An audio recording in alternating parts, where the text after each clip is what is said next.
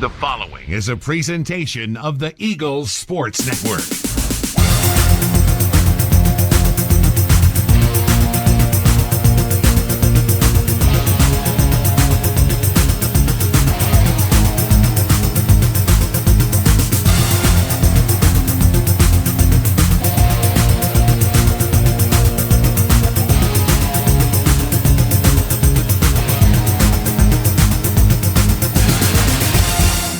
Hello and welcome into Week 10 of the Ashley Ingram Show as Carson-Newman falls at Setzler Field to the Newberry Wolves by a final score of 28-21. I'm the voice of the Eagles, Adam Cavalier, alongside Carson-Newman head football coach Ashley Ingram. Ashley, a tough one on the road against the Newberry Wolves. You watched Newberry lay claim to the outright sack championship, but a valiant effort, had a shot at the end zone on the final play with a chance to tie, break down some heartbreak, but a classic football game on the road at Setzler Field. Yeah, we obviously very proud of our guys' efforts.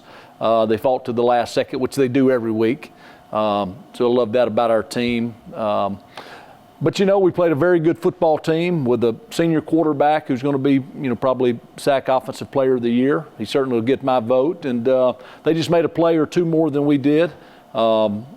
Obviously, some plays we'd love to have back, and some calls we'd love to have back, and we keep battling. And but I'm very proud of our guys. You texted me Sunday afternoon, and it's your stat. I'll give you the credit for this one, but your losses in your tenure here, there have been 6 of them, and they're to teams with a combined record at the time of the game of 45-6. Nobody has more than one loss to all the teams that you've lost to. How does that make you feel as head coach? Well, I think it's 42-6, and I think it's been by an average of 7 points. Yeah, that's true. And I think why that's significant to me is I think it shows that our guys show up and they compete every time we go out. You know, when we've lost to good teams. We've lost to all of those teams on the road, and we've battled just about every single one of them to the last play of the game. I think it just shows a toughness and a resiliency of our team. We're a very good football team, and I think we're on the doorsteps of being a great football team. And we just have to keep working. We have to keep fighting. I wish it had happened a little faster. I wish we were a great football team right now, but we're a very good football team. So we'll just keep plugging away. I would say, too, that with the exception of the title game against Wingate last year, you had the ball with an opportunity to tie or take the lead on the final possession of each of those games. And if you want to say, well, didn't win those, there have been other games where you've had the ball on the final possession and collected wins on the road against teams with a winning record. So you have paid it off on a few occasions the other way.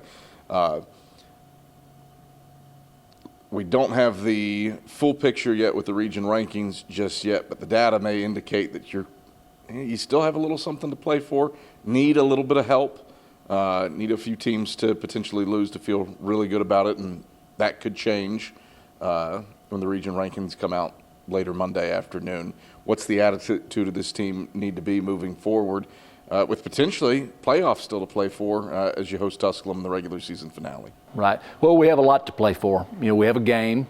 It's against Tusculum. It's our last home game. It is senior day.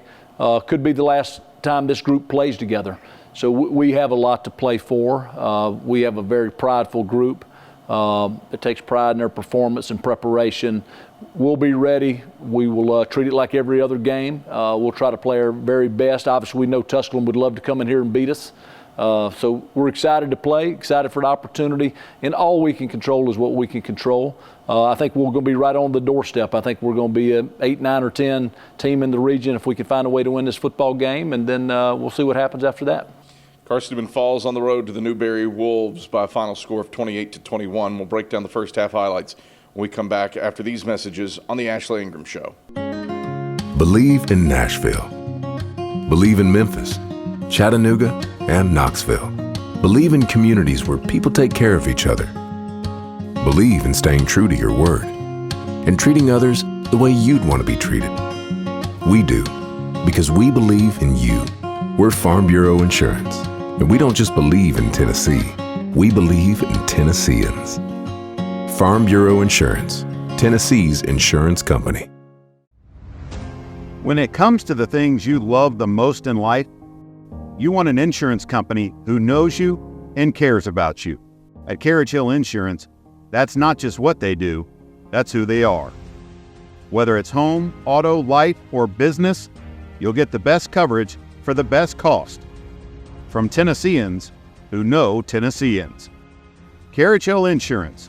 Insurance with a human touch.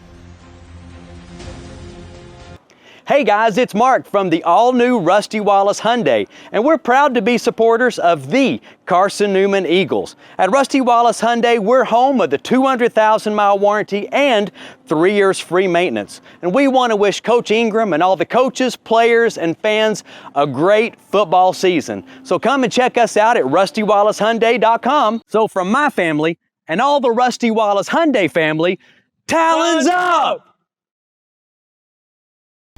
Back on the Ashley Ingram Show as Carson-Newman falls at Newberry. Final score 28-21. I'm Adam Cavalier, the voice of the Eagles, alongside Carson-Newman head football coach Ashley Ingram. Ashley, a first half where felt explosive early on. Newberry scores on their opening possession, then you march down the field and answer on your opening possession, but then offense a little tougher to come by the rest of the way. Both teams had some opportunities.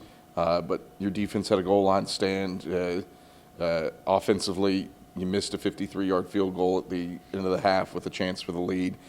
Break down a first half that kind of exploded out of the gate, but then faded back into a little bit of a rope-a-dope match between the two teams. Right. Well, you know, when we play a lot of times, there are limited possessions, so that's part of it on both sides.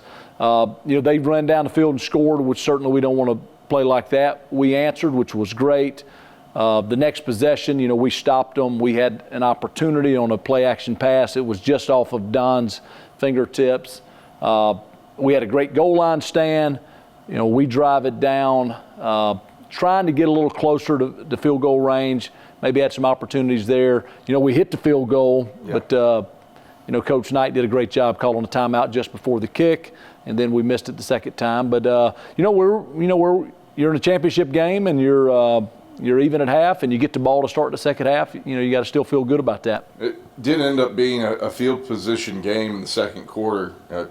You had two possessions in the second, and your average drive start was the 1.5 yard line. Right. That's a tough sell. Granted, I think you'll take the reason for one of those starts, Right, which was no doubt. the goal line stand. Yes, for sure. How did that impact things? Well, you just got to get the ball off the goal line. To our credit, we were able to get some first downs and get the ball off the goal line, and basically where they didn't have such a short field. You know, the other thing that has been going on is obviously Zane has not been at full strength. Got injured against UVA-wise and made it to halftime and really just couldn't go and play at full speed and be the player that we needed him to be. So that certainly hampered us as well in the game. What does that say about his character and I guess crazy toughness that he's willing to push through some gnarly stuff? Well, I don't think that Zane Whitson's toughness and his desire and his passion for winning and helping this football team has ever been in question. He's a tough kid. I've said it before. He makes others around him better. He brings an energy to our football team. He has my full respect. Carson-Newman and Newberry tied at the halftime break 7-7, and here are those first half highlights. He has it 1st and 10 inside the left hashes at the Carson-Newman 49. Sharpia in the gun, brings a man in motion to the wide side right. A second comes in motion left to right. It's a handoff to Brunson right side. He's hit by Martavis Mason at the line of scrimmage. That slows him down, lets Dedrick McClain and Cruz Temple catch up, and they thump him down on top of the block in midfield logo down at the 47. That's a 2-yard gain. 2nd down, 8 to go. Brings Dedrick McClain, David Alexander, and Martavis Mason back in. Play clock at 7. Now as Sharpie is in the gun for 2nd and 9. He's back to pass, 5-step drop. His and he throws by Martavis Mason. Doesn't matter. He finds Keith Deshisher along the left side of the end zone, and he catches it. Touchdown, Newberry. Eagles brought pressure. Mason hit Sharpie as he threw it, but Reed Sharpie, Washington slot to the right, Griffin slot to the left, and Sullins, the fullback behind Whitson in the flex bone. 4-man front for the Wolves. Whitson surveys the line. Play clock at 10. Checking the play, Adam. Whitson takes the snap, hands to the dive, Sullins. Sullins stays on his feet, barrels off of Henry Bertucci, and picks up first down yardage inside the 35 down to the 33-yard line. That's a 12-yard gain before Santori Jones wraps him up. 1st and 10 for the Eagles. From the 4, so they accept the penalty. 2nd down and a yard to go. Whitson under center in the flex bone. Sullins, the fullback. Whitson takes, keeper, left side. Whitson calls his own number, and he rambles in. Touchdown, Carson-Newman. Zane Whitson on the ground for a 5th time this season and a 14th time in his career. 4-yard touchdown run for Zane Whitson, and the Eagles a PAT away from tying it up with 4:33 to go in the 1st quarter. One they have usually for the quarterback is just to look and try and get a avoided linebacker. 3rd and 6 for the Wolves, right hash at their own 29-yard line. Dorsey and Desisher split to the wide side left, Coleman to the short side right, and Jonah Norris bunched tight to the line to the short side right. Snap back to Sharpia. He throws out to the flat right side. It's complete to Norris, but he's wrapped up immediately, shy of the first down by Javian Winston up at the 33-yard line. He needed 6. He got 4, and Javian Winston makes a form tackle to force 4th and 2 and a potential 3 and out. And Todd Knight says, offense come on the field. It's time for Burke Nettles to punt it away. A 3 and out for Carson-Newman defensively. Great. Favorite Carson-Newman apparel from brands like Nike, Columbia, and Comfort Colors. Visit them online at eagleshop.cn.edu. Sharpia in the gun, takes the snap, throws a screen to the right side to Spells. He stumbles, lurches forward, and loses a yard back to the 47-yard line. Cruz Temple was there, as was Dedrick McLean. Spells had to turn back, and his momentum carried him in reverse a little bit, and that owes to the loss of one as much as Cruz and Dedrick McLean's efforts. Second, and Dorsey out to the right. 2 beefy boys to the right side of the line. Full house for Norris. Snap back, handoff Norris. Tries the right side. He runs into Fortune Woods, who grabs him at the line of scrimmage and slings him backward. No gain officially at the 2. It's 3rd and goal. Yeah. Newberry scrambles into formation after lining up 11 men behind the ball. Double barrels for Sharpia. Takes the snap. He's going to throw left side. Incomplete to Norris. Champ Baker in coverage. And Carson-Newman holds at the goal line. The Newberry Wolves gave the Eagles plenty of window dressing. Champ Baker not fooled on the out route to the left to Norris, and he was there to deflect away Reed Sharpia's pass. Eagles force the turnover on downs and now have 99 yards to go to break the 7-7 tie at their own 43. Brunson to the right of Sharpie in the gun. He'll take the handoff left side and run into Jimmy Olorinde, who drops him for a loss of 1 back to the 42-yard line. Martavis Mason helped it on that as well, but Brunson ran square into Jimmy Olorinde, who shed his block as he tried to move it around left tackle. 2nd and 11. Ball game. Double barrels for Sharpia from his own 42. Sharpia rolls the pocket right, throws right. It's complete to Brunson, but then he gets walloped by Isaac Boliber. Perfect form tackle back at the 36 by Boliber, who shunts him down for a loss of 6. Yeah, the Eagles are doing a real good job of just protect the clock more so than anything else. Whitson takes, drops back to pass. Has Cade Meeks wide open, middle of the field. Meeks brings it in at the 48 and takes a stick from Troy Reed to boot. Flag on the play at the line of scrimmage. Meeks shaken up. As it stands, it's a 31-yard gain on a pass to Cade Meeks. The flag at the line of scrimmage. I think defense offsides. Those are the first half highlights. Eagles and Wolves deadlocked at 7 at the halftime break. Ashley Ingram, what was your message to the team after an even opening 30 minutes in the halftime locker room? Well, we just needed to keep playing. We needed to have a good start to the second half. We kind of realized that Zane was probably done there. We just needed to find a way. And you're, again, on the road, and it's even at halftime, and you get the ball first. You have to like your chances. Teddy Gleaton comes in and does lead you on a pair of second half scoring drives. A little bit of a difference watching Gazelle and Zane run versus Rhinoceros and Teddy Gleaton, but he brought a level of physicality that I thought might have caught Newberry off guard with some of his runs. What did you see? Right. No, he had a couple great runs. Had a long one, I think was close to 50 yards, but had a couple really nice runs. The other one, I just actually spoke to him, Cam Ferguson. There were times in the game that Cam Ferguson looked like the player that I thought he could be. I mean, looked like an all-conference player, looked like an all-American type player. Great blocks, great runs. Really stepped up in the second half for us as well. Carson-Newman falls at Newberry 28-21. We break down the second half after these messages on the Ashley Ingram Show. Believe in Nashville. Believe in Memphis, Chattanooga, and Knoxville. Believe in communities where people take care of each other. Believe in staying true to your word and treating others the way you'd want to be treated. We do, because we believe in you. We're Farm Bureau Insurance, and we don't just believe in Tennessee, we believe in Tennesseans. Farm Bureau Insurance, Tennessee's insurance company.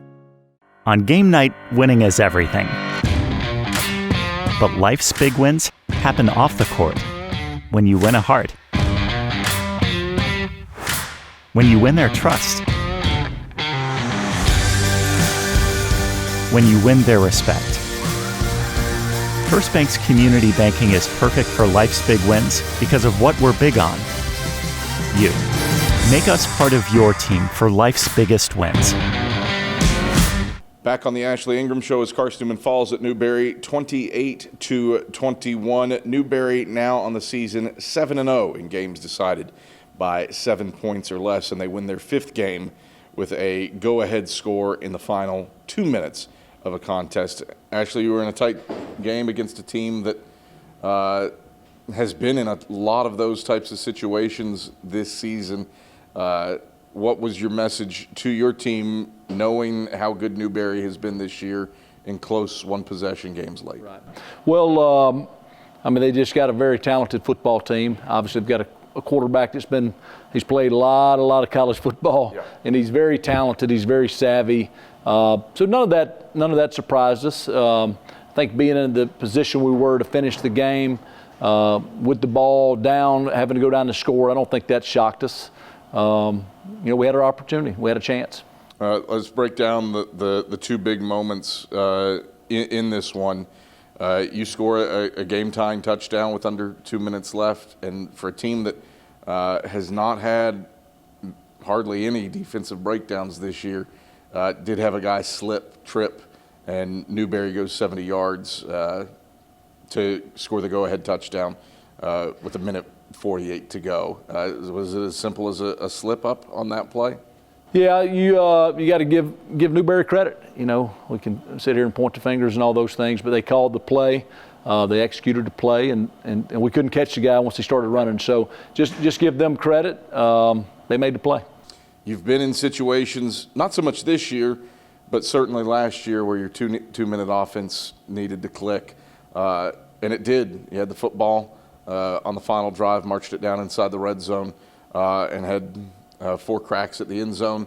Unfortunately, Newberry does pick off a pass to close the game. What did you see out of your team to give you a shot there on the final possession? Well, we practice these kind of 1-2 minute situations every Tuesday and Wednesday, and we go live versus our defense. So being in that situation was not uncomfortable for our guys. They understand what we need to do.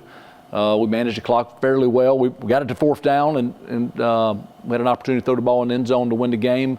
And we had some other chances there. So a couple things, it's tough when you're in those positions and situations, but you got to make a play. And we had some opportunities, and give Newberry the credit that they kept us out of the end zone.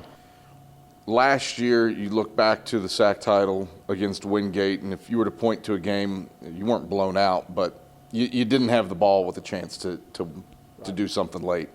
So clearly, again, you're playing for a SAC title. You've inched forward and have a chance to do something with it late.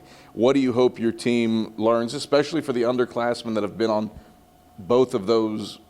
been involved in both of those games? What do you hope they learn moving forward after being on the doorstep these last 2 years? Right. Well, I think one thing I do want to say, because I don't want to take away from the game this weekend.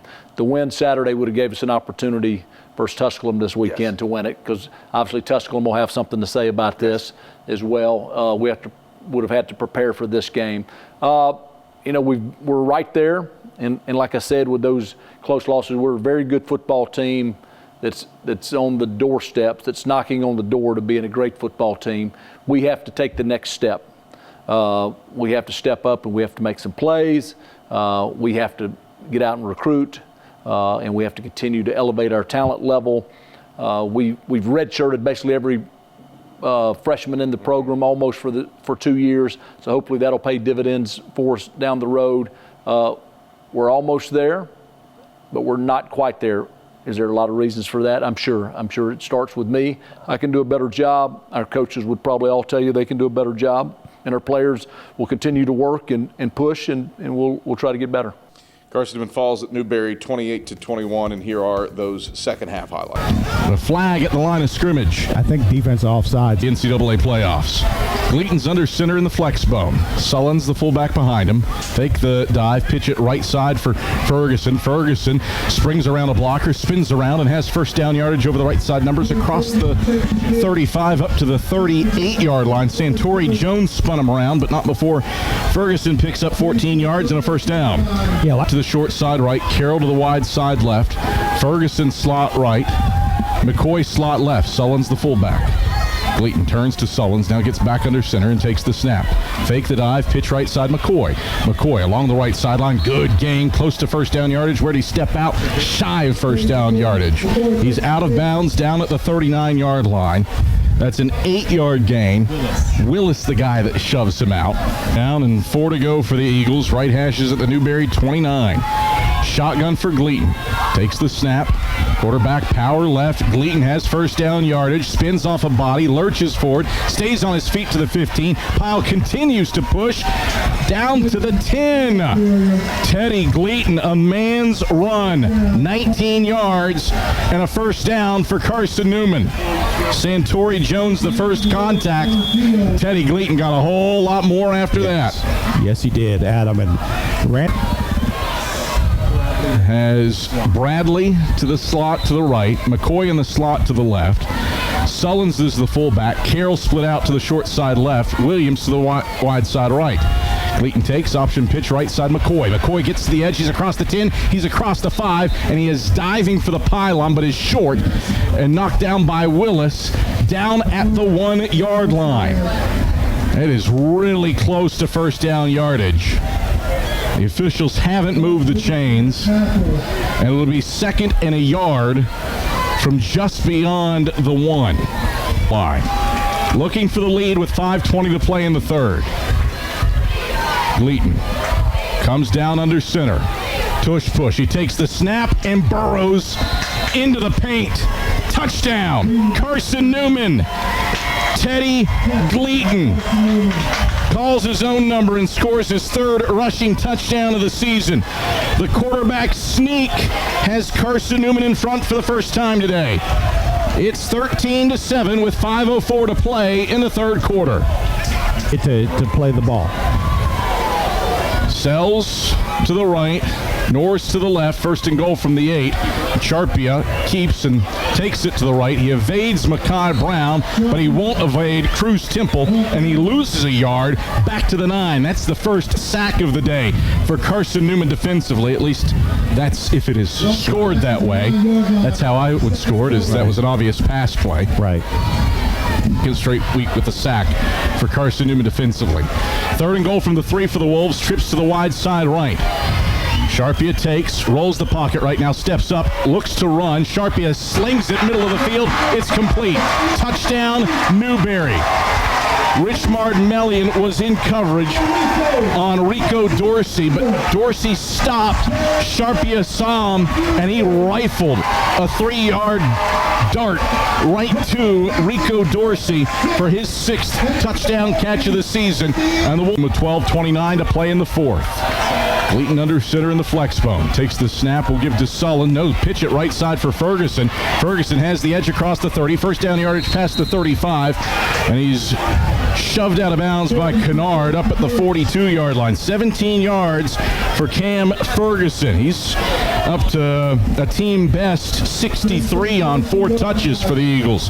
And it's 1st and 10 for Carson-Newman from its own 42. 2 receivers, Dorsey and Deschamps, split to the wide side right. 2 tight ends to the right side of the line. Norris to the left of Sharpia in the gun. 1st and goal from the 3. Handoff goes to Norris, and he is clean sailing into the end zone. Touchdown, Newberry. Wolves lead on a 3-yard handoff up the middle to Norris. 20-14. Newberry in front with 6:50 to play in the 4th quarter. Washington and Sullins, split backs behind Gleaton in the gun. Quarterback power to the left for Gleaton. Gleaton's got the first down and more. Gleaton running free past midfield. Cuts back left to the 45, back right to the 35. Gleaton still on his feet past the 30. Gleaton to the right sideline, a stiff arm inside the 25. And he's finally brought down by Jones down at the 18-yard line. A meandering, circuitous run for Teddy Gleaton. That flips fields and brings Carson-Newman down to the 23-yard line with a 54-yard rush from Teddy Gleaton. That's what I was saying earlier, Adam. Just do what you do. Eagles can get a first down at the 1. They go into the gun. Sullins to the left, Griffin to the right. Ball on the left hash at the Wolf 5. Quarterback power left for Gleaton. Gleaton's across the 5. Gleaton is fighting to the end zone. He's in the paint. Touchdown, Carson-Newman. Teddy Gleaton from 5 yards out on quarterback power. And the Eagles a PAT away from tying it up with 2:41 to play in the 4th quarter. It's the last. They're not going for the home run real fast. They're gonna milk the clock as much as they can. Sharpia out of the gun, empty set, takes the snap, fakes an end-around handoff, backs the pass, throws left side. It's complete, and the defender fell down. Washington along the left sideline. He's inside the 20 and 10. Washington scores. Touchdown, Newberry. 70 yards as his defender fell down. Washington caught it at the 40. Didn't have anybody in front of him as somebody slipped. And it's a 70-yard score for the Wolves with 1:48 to go. 27-21 Newberry, where they face 4th down and 9 to go. But what is more important is getting the ball in the end zone with 4 seconds left. Gleaton in the gun, Sullins to his left. Bradley in the slot to the right. He's in motion to the wide side left. Gleaton takes and rolls the pocket left. Gleaton throws in the end zone. It's intercepted. Jones grabs it as time expires, and Newberry lays claim to a 5th South Atlantic Conference championship outright. Don Bradley was open in the end zone, but Gleaton led it too far. And the Wolves. Those are the second half highlights as Carson-Newman falls at Newberry, 28-21. When we come back on the Ashley Ingram Show, it's time for this week's Talent Talk. That's after this.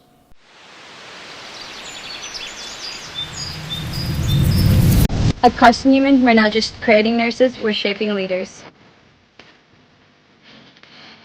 Where else can you find a university that offers full room and board plus an unlimited meal plan for our RTC scholarship cadets? Only here, where excellence meets generosity. Step into our state-of-the-art skills lab, a sanctuary for practical learning exclusive to our nursing students. It's here that excellence becomes second nature. With our student-focused approach, every class is an opportunity for personalized growth, thanks to our exceptional student-to-professor ratio. Experience a learning environment where collaboration thrives, supported by a strong bond between cadres and students, ensuring your success is never left to chance. And for those aiming to join our esteemed nursing program, high priority are given to Army ROTC Nursing Scholarship recipients, a testament to our commitment to your future. Dive into a nursing program where your military training at CST translates into academic credits, a rare opportunity to fast-track your degree. Join a battalion recognized for its outstanding performance, celebrated by the VA and the East Tennessee Military Affairs Council.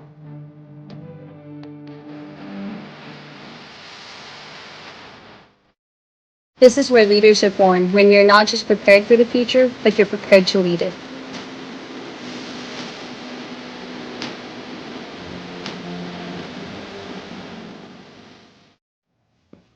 Oh, hey there. I bet you're wondering who this guy is. My name's Drew. I played football here at Carson-Newman and graduated in 2021. And now I pastor a church up here, believe it or not. I want to invite you this Sunday. We meet at 11 o'clock at Jefferson Middle School. We've got kids ministry. A lot of college students are there. But man, it is awesome. It is so good. I hope you enjoy the rest of this football game.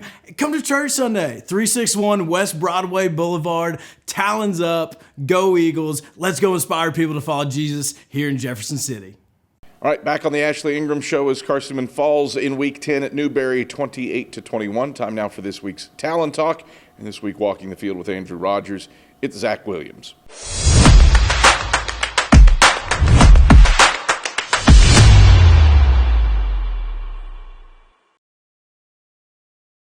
Welcome back to another episode of Talent Talk. I'm Andrew Rogers alongside senior wide receiver Zach Williams. Zach, let's start walking down the field. You're part of that COVID group, an unusual senior year of football, and then certainly that made your recruiting process difficult. Yeah. Talk about your transition from high school to college. You thought maybe you'd play in Florida, but ended up here at Carson-Newman. Yeah, no, I ended up, my last season of football was fall 2020, so that was right after, the initial COVID thing started, and recruiting was definitely interesting. There was no in-person visits with a lot of schools in the Florida area. And I really, to be honest with you, didn't have really many options. And my defensive coordinator knew Coach Brett Story, who had worked here at the time, and came up here and ended up giving me a chance to walk on, and just kind of never looked back and really wanted to play college football and took the chance. What were some of the things you learned about yourself during that difficult process to figure out where you wanted to go and end up 600 plus miles away from home? Yeah, I don't know if that was my intention early on, but I couldn't be more glad that I ended up doing that. I was 17 when I got up here. I'm younger for my grade. So that was a little bit of a shell shock when I ended up getting up here, trying to get used to the culture and everybody. It's a little different from Central Florida. Right. And when I moved in originally, I actually messed up my paperwork and had to sleep on my coach's couch for about a week. So it was a tough transition period, but I definitely learned how to just keep my head down and keep working and trust in the Lord, and definitely continue to pray and know that I was here for a reason. Right. And ended up meeting some great people, and I wouldn't trade what I've been through for anything. Let's go year by year here. You redshirted your first year, defense and special teams your first 2 years, and now you've been a receiver last year and this current season. What was your offensive experience prior to making the transition last year? Well, so I actually only played linebacker all through high school. Obviously came here as a linebacker, and I had only really played tight end for about 2 games in high school. And when I was transitioning at the end of 2023, we had some guys get hurt on that side of the ball, and went to my linebacker coach at the time. I was like, what do you think about if I moved to tight end? And he agreed with it. And when we had the coaching staff change and Coach Ingram's staff came in, they ended up keeping me there, and I was really thankful for it. And it was a learning curve for sure. Right. That's a different mindset going from the defensive side to the offensive side of the ball. But I've enjoyed it. It's had me learn on my feet as I keep going. Yep. And it's been a good journey so far, and I've enjoyed the transition. I'll ask you a couple fun questions. What's your favorite football memory? Maybe from growing up, some of the first things you remember to now. Well, I ended up growing up wise. I started playing football, flag football, when I was like 4 years old. and I played in Jacksonville, Florida, and it was called the I-9 League, and they didn't have an age bracket, so I got pictures of me playing against like 10-year-olds, and I'm like, look like I'm about 4 foot tall compared to everybody else. And then college-wise, probably last year, scoring a touchdown against Ryan Hall. That was pretty cool. That was probably the most memorable one. Luttrell out of the flex bone. Takes the snap, fakes the dive, drops back to pass. Luttrell airs long, wide open. Zach Williams hauls it at the 25. Williams splits the hashes. Touchdown, Carson-Newman. A torpedo to Zach Williams. 52 yards. If you could pick any teammate to take the place of one day, who would you be, or who would you pick? A teammate to take the place of one day. Just to be their person for a day. Switch it up if you could. You know, I would love to get inside. If I could switch places with Jake Cottle and be Jake Cottle for a day. I think. Why is that? You know, if you get to know Jake Cottle, he's a very funny individual. He's probably one of the funnier guys we have on our team. Yeah. And I would love to get inside his brain one day and know what goes on in there. So it'd be a funny day for sure. And he's one of my best friends, and he's a heck of a football player. So I'd love to switch places with him for a day. Zach, enjoy the walk. Best of luck. Enjoy the rest of the year. Yes, sir. Thank you. That is senior wide receiver Zach Williams on this episode of Talent Talk. All right, thank you very much, Andrew Rogers. Ashley Ingram, what can you say about a kid like Zach Williams, one who makes the switch from linebacker to tight end and earns his way into a captainship, and one would hope be a little bit more challenging given that how you utilize tight ends, but hopefully the respect of the offense. Potential academic All-America candidate at tight end in Zach Williams. Well, he is a heck of a football player. He's a great young man from a great family. He is tough as they come. He's kind of the epitome of what you're looking for in a football player. He handles his business in the classroom. He's a great person, well respected on campus and in the community, and he brings it every single day. So if I could coach a football team of Zach Williams, man, I'd be happy, and maybe I'd have a very easy job too. You close the regular season, hopefully not closing the season, with the Tusculum Pioneers, second oldest rivalry game in the state of Tennessee, and triple option football versus triple option football. Does the heart good for somebody who enjoys watching teams run the football? What do you have to do to get ready for the Tusculum Pioneers? Well, the one thing is you'll know is because both teams run the football a lot, it's going to be a fast game. So there's going to be limited possessions. So every mistake is critical. I played in a lot of these games or coached in a lot of these games at the Naval Academy versus Air Force and Army. A lot of times you can kind of throw the records out. You just have to be on point. You give up an easy score, you don't get a lot of possessions. So we'll have to play great on defense. It requires great eye discipline. And then Coach Taylor is such a good defensive coach. He understands what we're trying to do, so he'll have his team ready. So we understand this is going to be a battle. Ashley, pleasure as always. We'll talk next week. Thank you. It's Carson-Newman head football coach Ashley Ingram. I'm the voice of the Eagles, Adam Cavalier. This has been the Ashley Ingram Show. Thanks for watching.